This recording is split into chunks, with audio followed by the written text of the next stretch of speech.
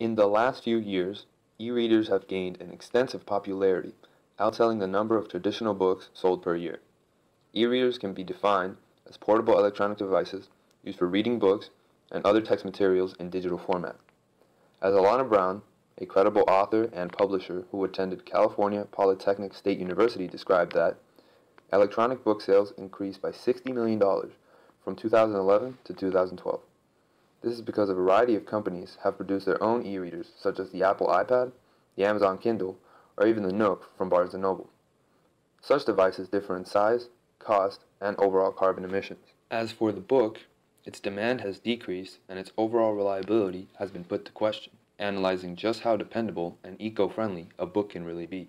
Brown also states that, in an article at Shrink That Footprint, the manufacture of a paper book produces 7.5 kilograms of CO2, followed by the numbers of iPad and Kindle, which are 168 kilograms. Judging by the huge difference in carbon dioxide emissions, speculation has risen as to which of the two forms of reading pose to be the most environmentally friendly. This then leads to the question, are e-readers more environmentally friendly than books?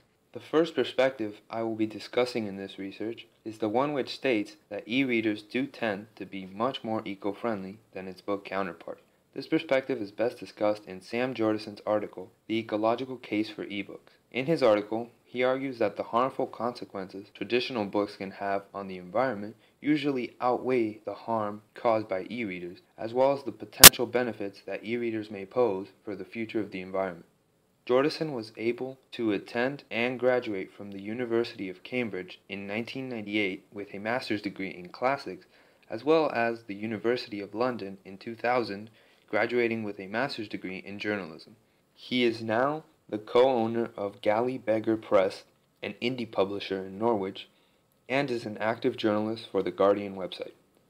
Although he is no expert in the field of e-readers and their effect on the environment, his credibility is not significantly diminished.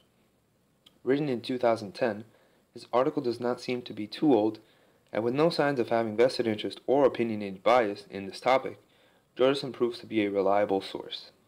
To begin, Jordison is able to show in his article that the disadvantages of manufacturing and processing traditional books when compared to the modernized e-reader are very distinct. He uses an important statistic given by the Cleantech Group, which is a firm that helps clients accelerate sustainable innovation. He said that so long as e-readers are used as book replacements rather than supplements, they soon start to pay back in carbon terms. The report states that a book uses up approximately 7.46 kilograms of CO2 over its lifetime, and that the Kindle produces roughly 168 kilograms during its life cycle.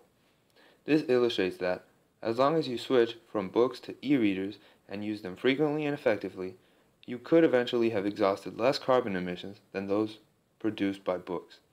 Jordison continues with the statement that even wood sourced from sustainable forests uses a lot of energy when it is being processed, and yet more when transported afterwards. Books are heavy, after all.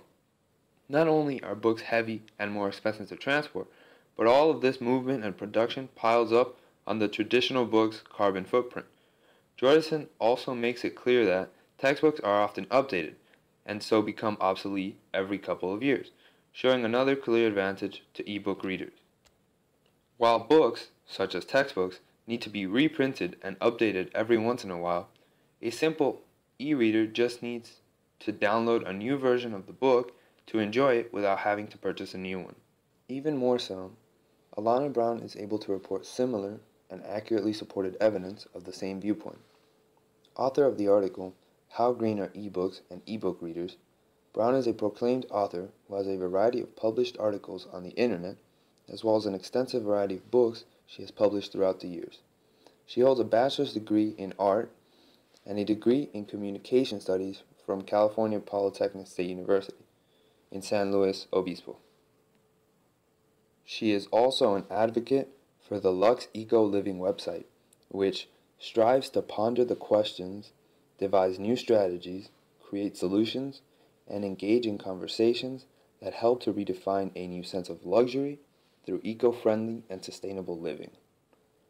Her books have been both printed and uploaded into the online bookstore in most e-readers available today, such as her novel Moon Pies. Due to this evidence, Brown does seem to be a credible source in this area of eco-friendly living and does not seem to include a bias as she states the evidence provided. As mentioned in her article, Brown is able to clearly and confidently say that avid readers actually help planet Earth by using their iPads or Kindles rather than buying paper books. So after convenience, efficiency, shareability, and conservation, you can now add eco-friendly to the list of digital advantages. While we will dearly miss the wisp of turning a page, it is safe to say that ebooks and ebook readers are the green way after all. This means that, after assessing the damage created by these e-readers, as well as the damage created by printed books, people are able to further help the planet by avidly reading off of an e-reader rather than buying new books. She states that the book shall be missed, but that the obvious choice when deciding between which medium is used to read is the e-reader, because its quality and comfort simply cannot be beat. Brown's article is able to provide evidence that corroborates with Jordanson's article when they both state that as long as avid readers stop purchasing books and purchase an e-reader, the e-reader would soon start to pay back in carbon terms, making an e-reader much more eco-friendly than a book. But we must still discuss the second perspective that this topic tends to bring up, which is that e-readers are not as environmentally friendly as one would expect.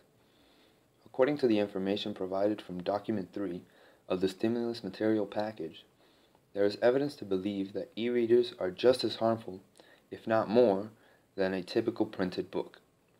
Chris Thurman, the author of the article, is a freelance journalist, academic writer, and editor of his own website, christhurman.net. In 2008, he joined the Department of English Literature at Wits University in Johannesburg, South Africa, and has been discussing global issues ever since. Due to his lack of expertise in the topic of e-readers, his article is diminished in credibility, but is still able to maintain some reputation due to the information the article contains. Thurman states that trees are planted in special areas to keep up with the increasing demand of chopping trees down and turning them into paper. He states that the sappists of this world claim they are performing an ecological good by planting renewable, carbon-guzzling vegetation. Okay, that might be pushing it, but the point is, the scrapyards where computers and gadgets go aren't exactly eco-friendly either. Although some reasoning can be seen in his statement, Thurman resorts to a tu quoque, attempting to justify the planting of carbon-guzzling vegetation by stating that scrapyard facilities are the same, if not worse, for the environment. This statement therefore damages Thurman's overall credibility, mostly because of the fact that no clear or useful evidence is used to back up his opinion of comparing the planting and chopping of trees to the junkyards where appliances are sent off to.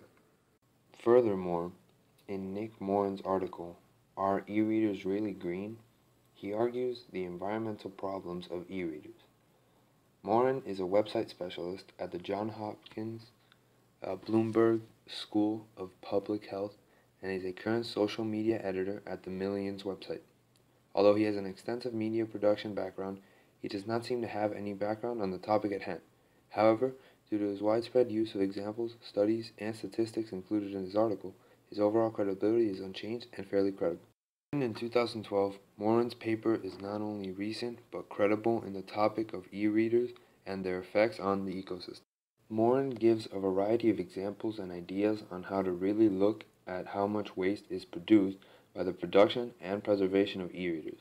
He states that the emissions and e-waste numbers could be stretched even further if I went down the resource rabbit hole to factor in the resources needed to recycle a digital device compared to how easy it is to pulp or recycle a book, the need to replace a device when it breaks instead of replacing a book when it is lost, the fact that every reader of ebooks requires his or her own e-reading device, whereas print books can be loaned out as needed from a library, the fact that most digital devices are manufactured abroad and therefore transported across oceans.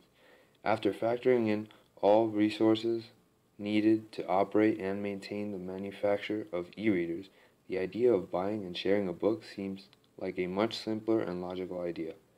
In an article posted by Ted Genoways of the New York Times, included in Morin's article, states that at present, the average e-reader is used less than 2 years before it is replaced, as well as the fact that it takes almost exactly 50 times as much fossil fuel production to power an iPad for the hours it takes to read a book as it would take to read the same book on paper by electric light.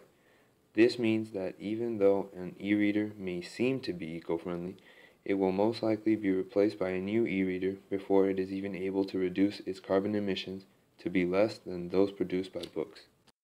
Thurman and Morin's articles seem to corroborate with one another due to the fact that they both agree and mention that still more problematic is the fact that outdated devices are too often discarded inappropriately, as well as the statement that you don't need to investigate very hard to find that evidence of the toll this mineral mining and e-waste dumping takes on fragile ecosystems. Both authors can agree that e-readers pose as a much more harmful and problematic system to the environment, especially when compared to a traditional book. In the two perspectives, some information tends to refute one another. Jordison's article in the first perspective states that as long as you avidly read on an e-reader, you can eventually make the e-reader's carbon emissions non-existent. Yet in Morin's article, a statistic was found which stated that the average e-reader is used less than 2 years before it is replaced. Due to Morin's extensive use of examples and references, the evidence shows that Jordison's article lacks enough credibility to prove Morin wrong. Before beginning my research on the topic and on just how much carbon emission a book produces in comparison to an e-reader, I undoubtedly thought that e-readers were the future of reading, being able to store thousands of selections in its internal memory and having an unlimited amount of titles published on the internet. I believed that there was no comparison between these two ways of reading and that traditional books were now a thing of the past. However, after some extensive thought and research on the books and e-readers, my opinion changed to a certain degree. I now understand that, as great as e-readers may seem to be on the outside, they are not as eco-friendly as one would expect them to be on the inside. After taking into account the amount of energy required to make an e-reader, as well as the materials needed, the gap between a book and an e-reader gets drastically smaller. You could also take into account the fact that books can use recycled paper, allowing for an even smaller use of resources and a much more eco-friendly product as its outcome. After all, according to Buczynski, a book made with recycled paper consumes about 2/3 of a pound of minerals, and it requires just 2 gallons of water to make the pulp slurry that is then pressed and heat-dried to make paper. Taking this into account, the traditional book does not seem to be as harmful to the environment as I had previously thought. Now that I have been able to take this into consideration, I can agree that until more efficient ways of making e-readers are discovered, e-readers do not seem to be the future of reading just yet, due to their fair share of carbon emissions made during production when compared to a book. I would still like to see a stronger initiative on the subject at hand, with the continuation of research and the development of new data on the topic. As mentioned by Jordison in his article, Amazon declined to provide information about its manufacturing process or its carbon footprint, so we're still really dealing with educated guesswork.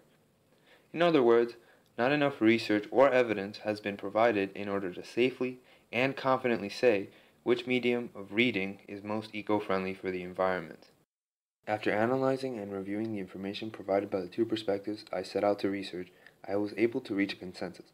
As long as e-readers are used consecutively and are not being replaced 2 years at a time, it would be clear to say that an e-reader would be more environmentally friendly than a book.